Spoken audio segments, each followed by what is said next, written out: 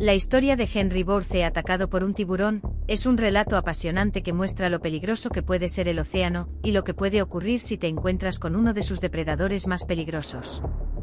Henry Bourke era un joven y atrevido surfista que fue al territorio francés de la isla Reunión, en el Océano Índico, para coger olas. Pero lo que creía que iba a ser un día divertido en el agua se convirtió en una pesadilla cuando un tiburón le atacó. El ataque le causó heridas graves y un largo camino de recuperación. También llamó la atención sobre el problema actual de los ataques de tiburones en la zona e inició conversaciones sobre cómo detener futuros ataques. Este terrible suceso debería servir de advertencia a cualquiera que se adentre en el océano, y demuestra lo importante que es conocer los riesgos. Antes de pasar al vídeo, asegúrate de suscribirte a nuestro canal y pulsa también el icono de la campana. Henry y su equipo se prepararon para viajar a la isla Lady Julia Percy, una remota isla volcánica situada a 22 kilómetros de Port Fairy. La isla se separó del continente australiano cuando la masa continental se alejó de la Antártida, y se formó hace unos 7 millones de años mediante violentas erupciones submarinas. Las fuertes olas son rotas por las afiladas rocas de las costas de la isla. El mar que rodea la isla tiene entre 30 y 50 metros de profundidad. Los acantilados verticales se encuentran en el extremo suroeste de la isla. Además de sus calas rocosas, plataformas costeras y antiguas cuevas marinas repletas de vida marina y fascinantes cavernas, Lady Julia Percy alberga la mayor colonia de cría del lobo marino australiano. Además, la remota isla sirve de hábitat a aves marinas poco comunes incluso para los estándares de la flora y fauna australianas. Por otra parte, allí donde hay lobos marinos, también hay uno de los depredadores naturales de la especie. Ese sería el día que cambiaría para siempre la vida de Henry y sus amigos. Miembros del Victorian Aqualung Club, al que pertenecía Henry, y miembros del Port Fairy Manta Skin Diving Club salieron del muelle del río Moine a bordo de un barco comercial de pesca de tiburones. El cineasta llevaba un traje de neopreno negro con capucha, lo que no era raro en aquella época. Con el tiempo, los dos grupos llegaron a las costas de la isla Lady Julia Percy, donde se encontraban. El gran tiburón blanco desconocido no era exactamente algo de lo que hablaría el público típico justo antes de zambullirse en el océano y ponerse a merced de las olas, pero Henry, junto con sus amigos Dietmar Kruppe y Fred Arndt, estaban rememorando una terrorífica historia sobre un gigantesco gran tiburón blanco. La terrorífica historia trataba de cómo un tiburón atacó y mató a un hombre. Pon a un hombre en un barco en medio del océano, cerca de una isla remota, y tienes los ingredientes perfectos para la criatura más monstruosa que existe, aunque solo sea imaginación. La criatura era conocida como Big Ben, y aunque hay muy poca verdad en la mayoría de las historias de monstruos como esta, no era difícil creer en esta en ese momento teniendo en cuenta los miles de focas peleteras que se podían percibir hasta donde alcanzaba la vista. En este momento, no era difícil creerlo. Henry entró en el agua aproximadamente a las 12:45 y empezó a nadar en las secciones profundas. Tras filmar durante aproximadamente una hora, Henry regresó al barco a la 1:15 aproximadamente. Henry no estaba satisfecho con su actuación en su primer papel cinematográfico, así que decidió probar suerte en la industria una vez más. Esta vez se le unieron Dietra y Fred, ambos armados con taquigrafía. Spears nadie podía imaginar que saldrían de aquella inmersión habiendo quedado irrevocablemente alterados por los acontecimientos que se producirían a continuación. Mientras los tres amigos disfrutaban de una inmersión libre, descubrieron un grupo de focas jugando en las olas. En cuanto Henry empezó a filmar, se concentró en una foca toro que estaba en medio del harén.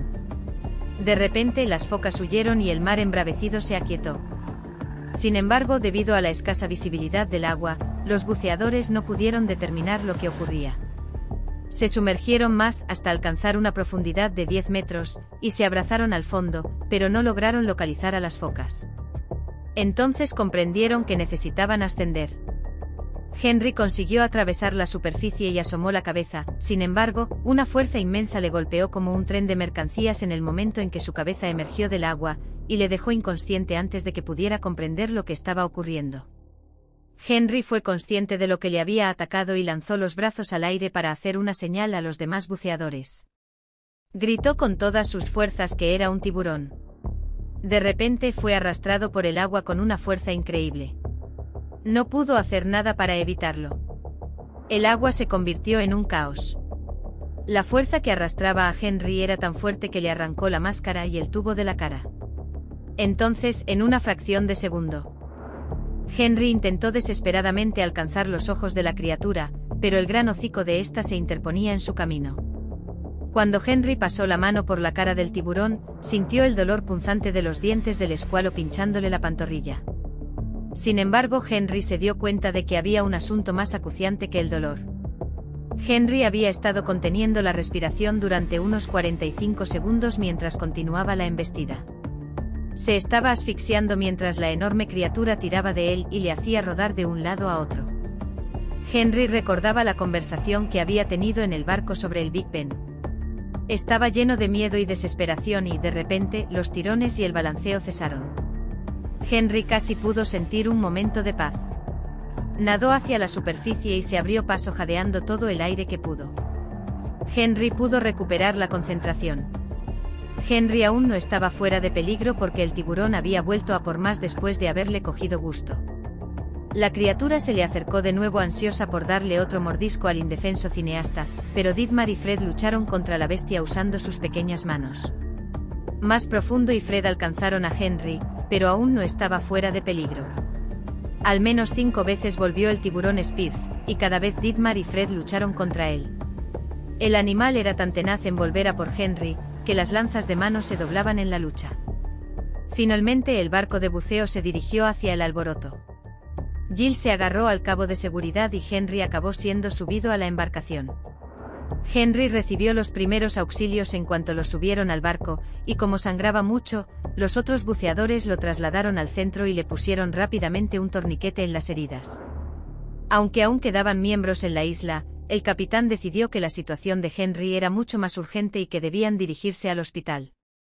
El capitán pidió inmediatamente ayuda para una transfusión de sangre, y cuando llegaron a Port Ferry, ya había una ambulancia esperando con unos cuantos litros de sangre, según el médico.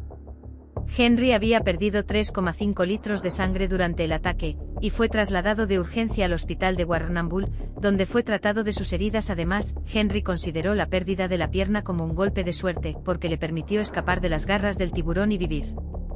Sin embargo, a diferencia de la mayoría de los ataques de tiburón blanco, en los que solo se produce una mordedura de prueba, este tiburón en particular estaba decidido a devorar vivo a Henry y volvió a por él 5 veces distintas. De no ser por los amigos de Henry, casi con toda seguridad habría tenido un final desafortunado. Este es el final del vídeo de hoy. Comparta el vídeo y coméntelo a continuación. Gracias por verlo.